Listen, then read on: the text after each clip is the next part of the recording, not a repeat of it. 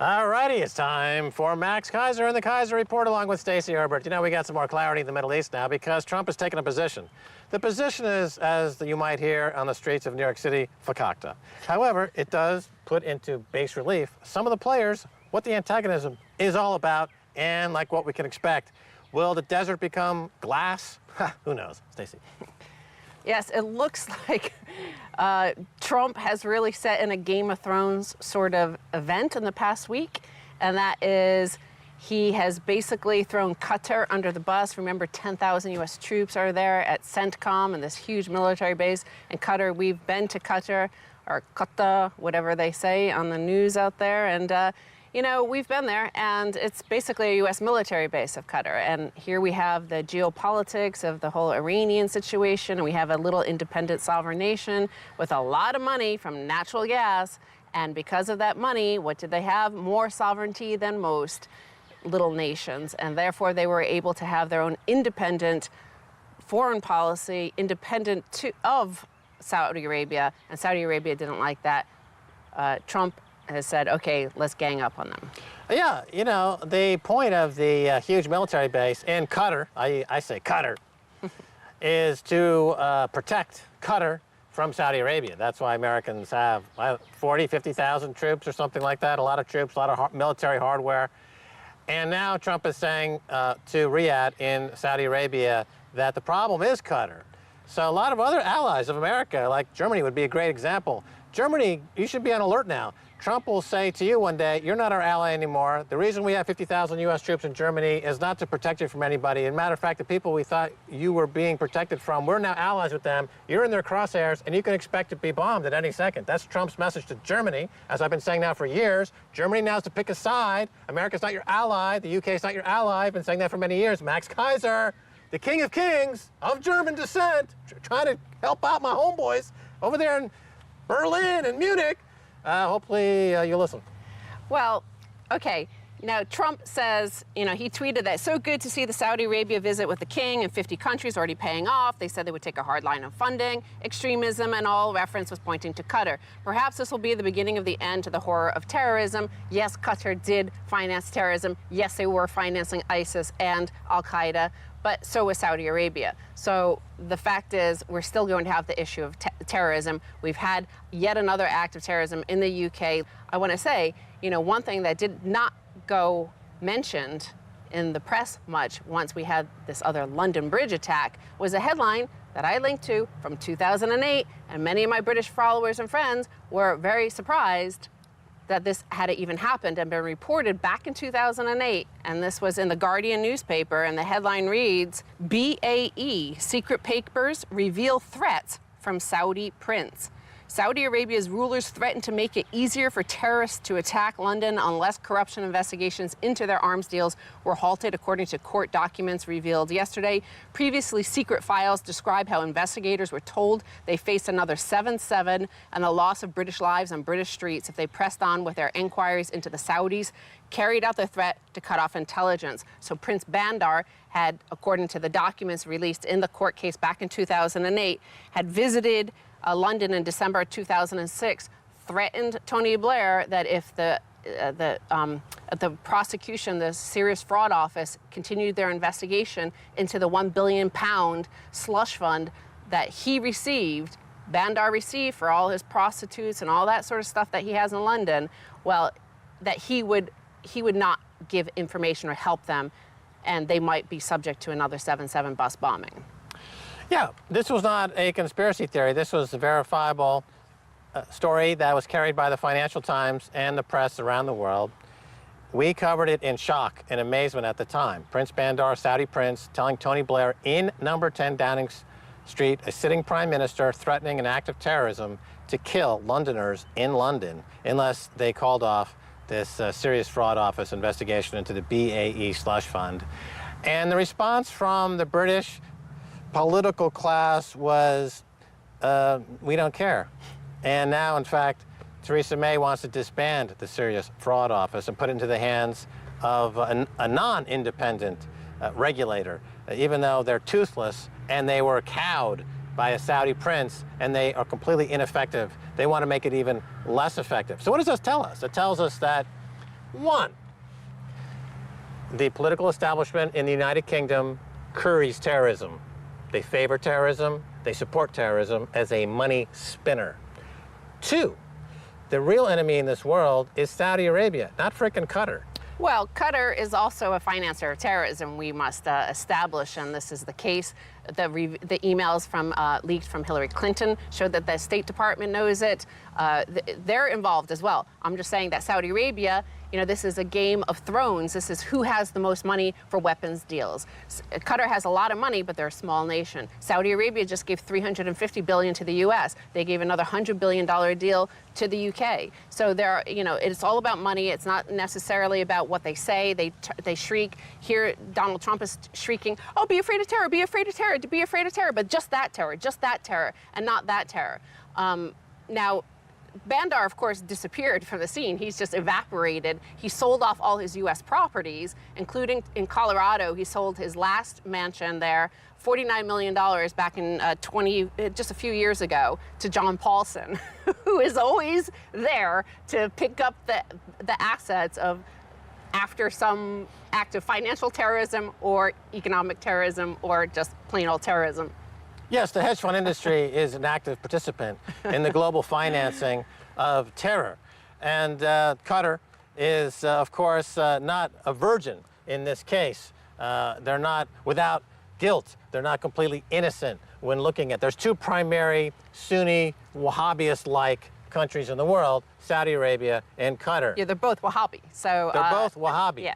But what's happening is that there was a natural conflict between the Sunnis and the Shia in Iran. Yeah. And Qatar was kind of, you know, playing both sides of the fence there. Well, because of business, they share a gas field. They share a gas field. You know, they're like gas. So it's always down to business at the end of the day. Well, what's great is that this will throw the Middle East into chaos, and it'll throw the nation state, as we know it, around the world into chaos. Germany is going to be, doing crazy things, I know it. The United States is now on suicide watch. Britain can't defend itself against every frickin'... They made a documentary about the latest terror attack that they circulated on the web. He was saying, "I want to be a jihadist." It was circulated on Channel 4. A year later, he's blowing people up. He's a jihadist. And Jon Snow at Channel 4 is like, "Geez, I wish I had gotten a better interview a year ago." It doesn't see the connection.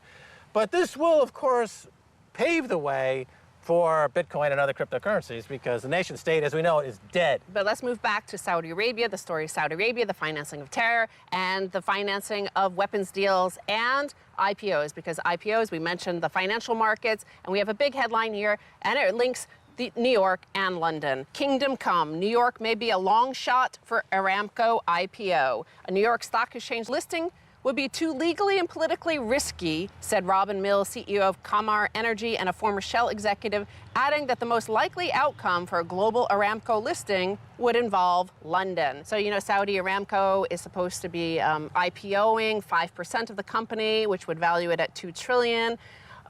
Part of the reason why the article says that they're not willing to list on the New York Stock Exchange is that the New York Stock Exchange versus the London Stock Exchange requires more financial disclosure. You can't put all your slush funds in there so easily.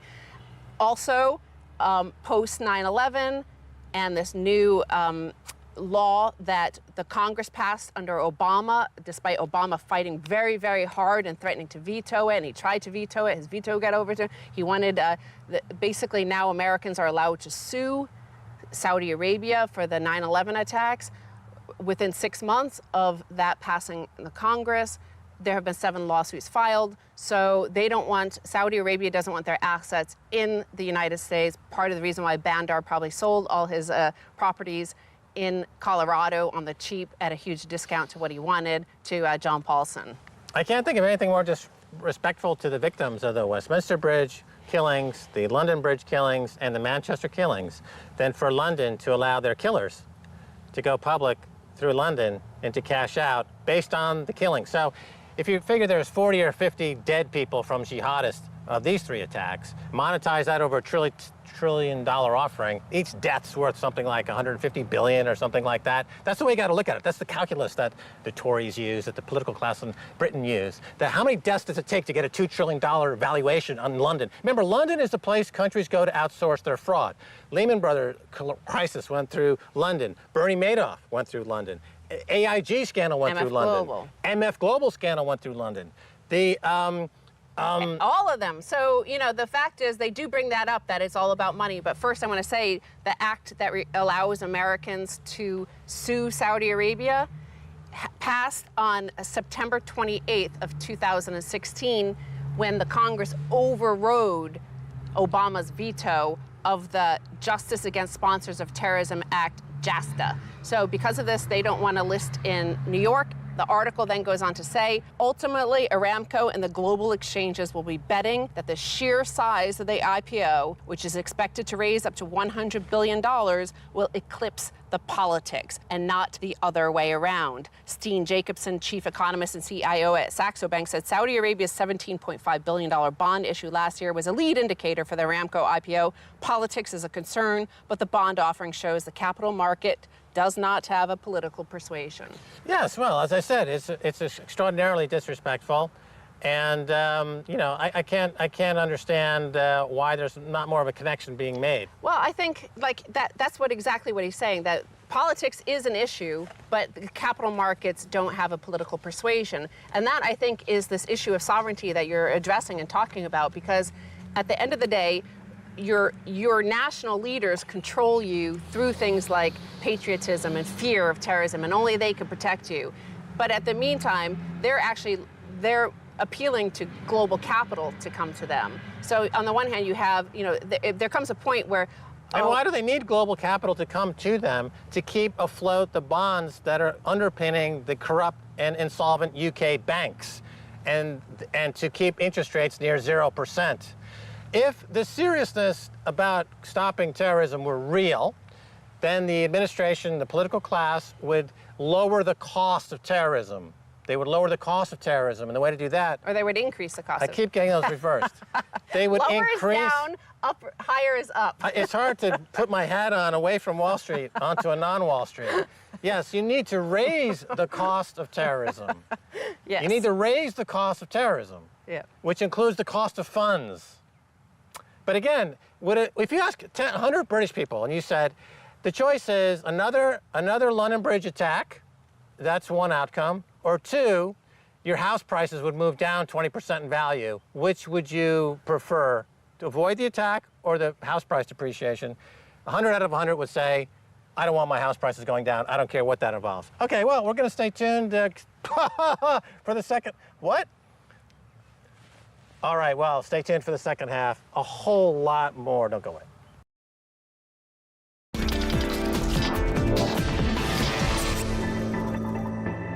Welcome back to the Keiser Report. I'm Max Keiser. Hey, let's talk to Randy Voller.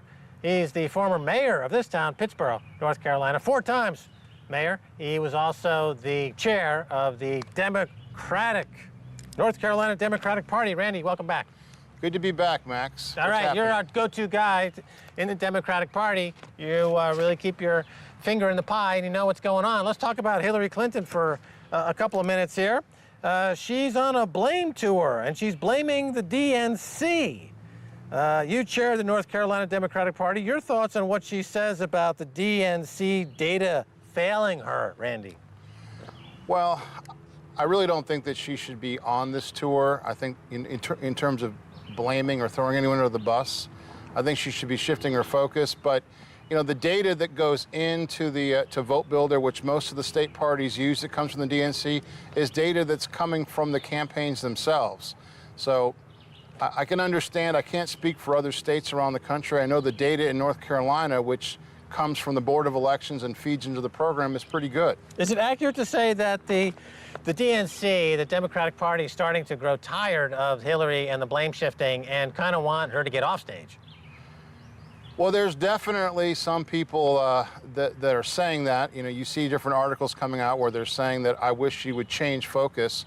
I myself have actually taken that stance too, that, you know, she could move to a couple different topics. I think that would be good for America and good for Hillary, like, you know, getting behind Move to Amend, for instance, which is getting rid of big money in politics, which is all about Citizens United, which ironically is about her. I think she was gambling that in the first few months, Donald Trump would be destroyed by revelations about a Russia connection. They've never materialized. There's only allegations. There's no proof at all. She gambled. She lost. Why can't she just stop the bitterness, get off stage, make room for a new generation? Well, I mean, you're asking probably the most important question. I mean, why can't a lot of these people move off stage and make room for a new generation? I mean, if you look at some of the leaders in the party, they're definitely, getting long of tooth, and it's probably time for new, young, vibrant leaders to emerge. And it isn't just Hillary, but you could probably say that about a lot of members of the party. It's time for the older generation to step back, identify, new young talent, and support them, like what was done for them. All right, so in April, the Democratic National Committee had its worst fundraising month in nearly a decade. The RNC, the Republican, they raised twice as much as they did. Now, conspiracy theorizing doesn't seem to be working for the Democrats. In other words, this idea of blame shifting, it not only is it destroying the party internally, but no one's buying it. No one's giving them any money. It's just not playing well. Well, I mean, these are tactics and strategies. So in 2014, Harry Reid and the DSCC went all in with blaming the Koch brothers, if you can remember. The whole campaign was about the evil Koch brothers and what they're doing to destroy the environment. And yes, granted, what they've done has caused an awful lot of problems in America, but that's not essentially a message for what you're going to do. So, I mean, you're talking about the problem, and she's identifying some issues here, Secretary Clinton, but what's the message about what we're going to do to make America better? I mean, for as much as I've criticized Donald Trump, at least he had a message last year about making America better, and his base still believes in that. The media that is supporting the Democrats, let's say the Rachel Maddows of the world, MSNBC, they seem to believe that they can help defeat Trump by mimicking right-wing shock jocks like Alex Jones and by pushing wild conspiracy theories. Rachel Maddow has now become the most prolific purveyor of the most wildest conspiracy theories in the media, making Alex Jones look like Walter Cronkite by comparison. Is that the right approach by the media to take by figuring that, well, the only way to win is to go right, conspiracy theorist, and is that correct? What do you think about this? Well, I'm going to basically come out and say, look, I think the media, by and large, feels guilty because they gave billions of dollars of unearned media to Donald Trump, and now that he's elected, I don't think a lot of them thought he was going to win the primary, let alone win the general, and now, they feel somewhat complicit in what happened. If you recall, back in the primary season, MSNBC wasn't particularly kind to Bernie Sanders. I mean, they didn't have oodles of coverage of Sanders. There was coverage of Trump. There was coverage of Hillary. So I think a lot of them now feel like, wow, we're complicit in what's happened, and so we're going to go all in on going after this administration. Randy, speaking of conspiracy theories, let's talk about Seth Rich. There's a name you see in the news quite often now. He's a young Bernie supporter who worked for the DNC in the tech department. In light of all the other conspiracy theories around the election, why has the DNC been so quick to dismiss those conspiracies around the suspicious death of an employee with access to the leaked emails, which became central to the election only a week after he was killed? All right, first, Max, I'm just going to say, as someone who lost a child, I feel for the Rich family, and I can understand why the Rich family and the DNC, want to kind of pull back on this. However, I do think, given the timing of his death, the job that he had, and the data that came out, that the American people do deserve full transparency on this. Maybe nothing happened at all. Maybe it was all coincidental. But it does strike me as odd that a hardworking young man is shot in the back in the wee hours of the morning and wasn't actually robbed. And all we've ever gotten out of it is this isn't connected to the data that eventually came out. I think we deserve more than that. Right. Well, if in fact Seth Rich leaked the data and then this led to his untimely demise from DNC insiders, not only does it point the finger at a Vince Foster-like conspiracy theory of murder, but it also takes the heat off the leak that supposedly went to Russia. So it's a totally devastating reveal if more proof of this emerges. And I can understand why they're trying to thwart any further investigation into this. I think hearing that line that the family is suffering and we need to walk on eggshells here fails to take into consideration the gravity with which Hillary has run roughshod over the law and on foreign policy in places like Libya and elsewhere, where catastrophic, almost genocidal level war crimes have been allowed under her watch, and not much has been going on about it. Now let's talk about terror for a second. Is it possible for a mayor to stop these attacks we saw in London and Manchester with the funds they have available and with the civil liberties still intact? So it's a double-edged question here. You were a mayor, former mayor, got a mayor of London. Obviously, it's a huge city, yes. Not quite the same scale, but and different, and obviously under different law. In the South, we're under a weak mayor system that works with the city council, and you have a town manager. Mayors in the North traditionally have an awful lot more power. But that said, we are all connected into Homeland Security, and if there was an attack, you're working with your county sheriff, your chairman of your county commissioners, your police chief. And this could be any number of attacks that we go to trainings for, right? But I mean, your question is, can you have a full suite of civil liberties and be able to handle terror threats? I mean, that's ultimately the question of our day. I mean, let's face it, if somebody is willing to trade their life for a cause, how can you stop it? And how are you going to know unless you're essentially, tapping into the minds of everyone? And if we're getting to that point, then we're not living in a free society. So, I mean, these are very thorny questions to wrestle with. Sure, but the incursion into the West by jihadis has a lot to do with the quid pro quo that has existed between, let's say, America and the Saudis over the oil business.